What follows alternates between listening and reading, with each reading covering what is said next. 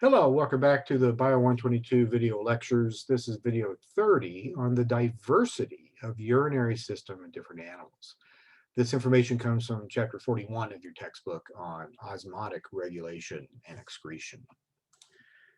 So what we're going to be talking about in this video is four different variations on excretion system. The first one is nephrons that are found in vertebrates like us, and then flame cells, nephridia, and Malpighian tubules. So we'll go through each of these in order. So flame cells is the type of excretion system that we find in very simple animals like Planera. So Planera are a triploplastic organism without a circulatory system and with only a gastrovascular cavity. And they still, though, produce nitrogen waste, so that must be removed from the body. But since they don't have a circulatory system, they need to have a system that's just basically interspersed within the normal body cells. And it really takes the form of just two specialized versions of cells working together. And these combination of cells will be placed at different locations throughout the body, right along the surface of the body. So the first one is called the flame cell. So this would be one layer of cells in, and it has, it's kind of shown here in green. So the nucleus of the cell is here, and it's called a flame cell because it's got cilia on it that twist into a particular pattern. If you can kind of imagine the Statue of Liberty, the flame, it looks kind of like that. So that's why it gets its name, that the cilia is like a flame coming up.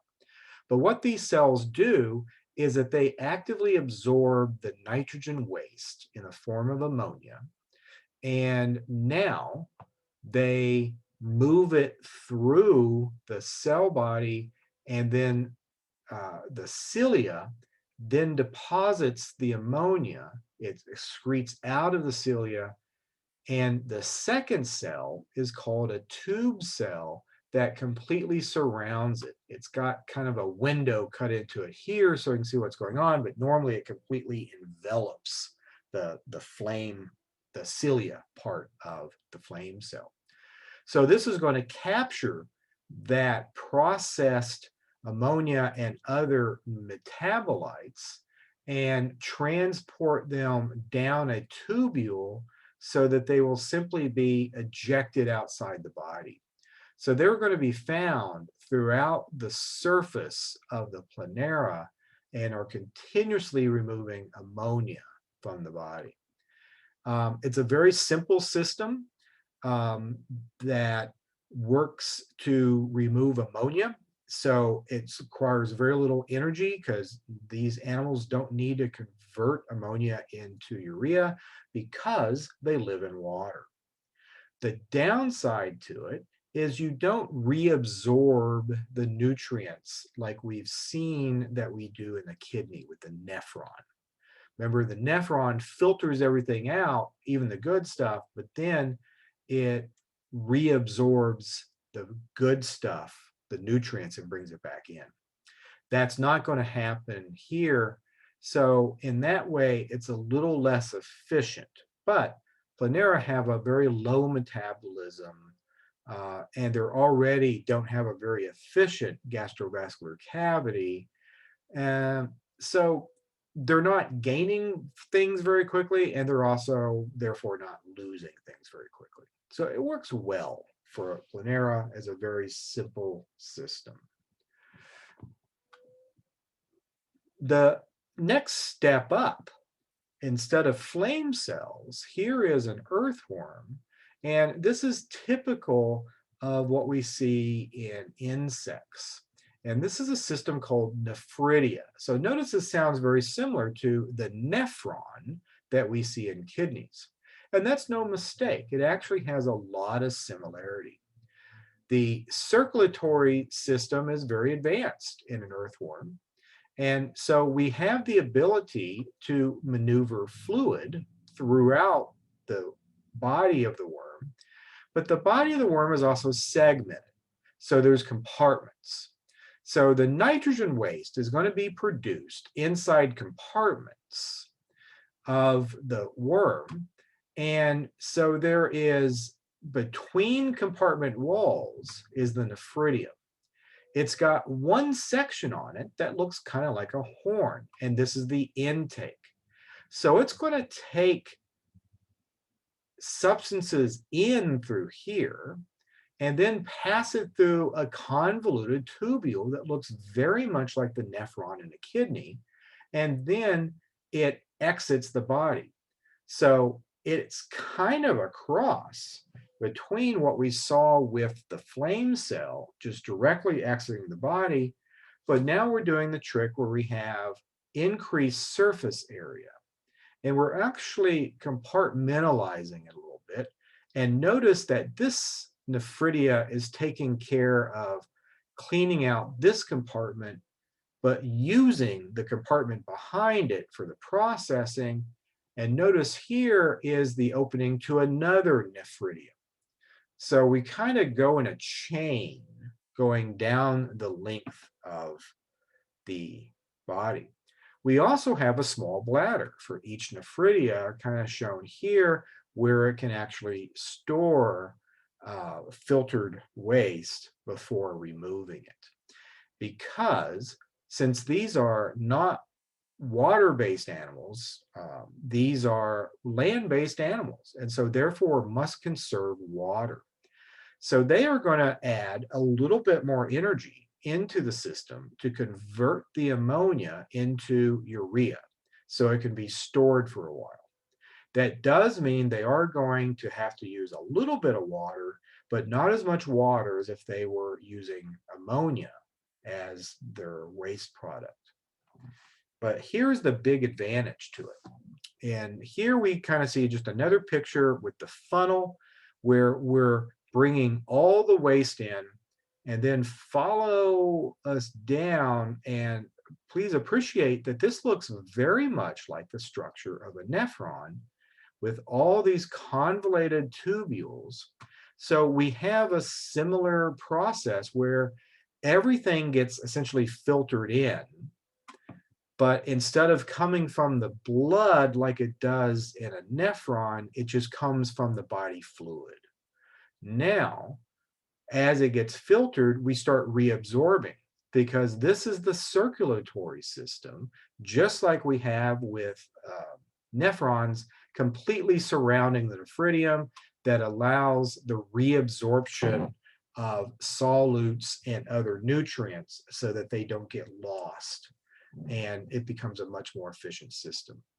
And then this processes it, and it actually stores it in an individual bladder. So unlike in vertebrates, where you have a urinary bladder devoted to millions of nephron, here you have many nephron, or each individual nephron is got its own dedicated bladder. And this allows storage until a point occurs where excretion will occur. And again, that will be of urea.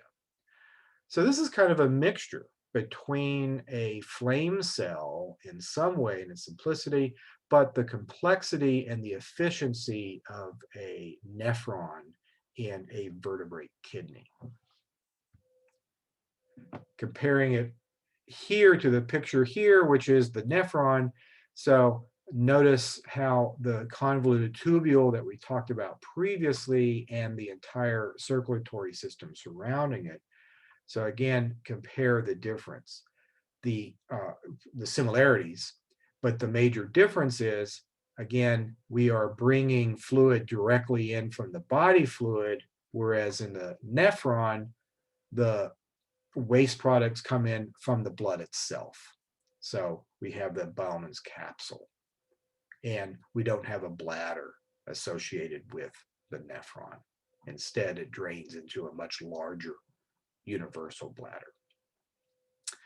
So now this gets to our next category um, of waste removal system called Malpighian tubules. And this is what's going to be found in the insects and many other arthropods, but particularly the terrestrial ones.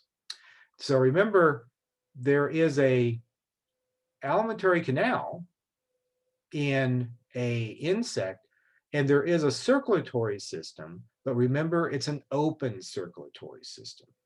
So we do have hearts and we do have a true gut, but the nutrients and oxygen are just going to be delivered almost like sprinklers into the body.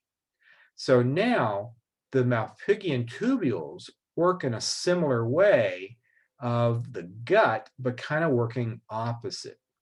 And they are surrounding the large intestine and rectum.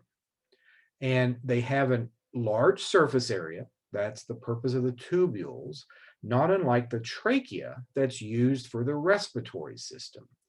But this is now much more internal, and it's specifically going to be absorbing the nitrogen waste from the hemolymph. Remember, we don't have blood, we have hemolymph just surrounding all the cells. Then what's going to happen is it's going to be converted into uric acid. So this is the dry waste matter. And this becomes extremely important because we don't need any water anymore. Instead, what's going to happen is once we've converted the nitrogen waste into uric acid, in this picture we see, again, the Malpighian tubules surrounding the intestine and the rectum, and we're already past the stomach where absorption has occurred through the gut here.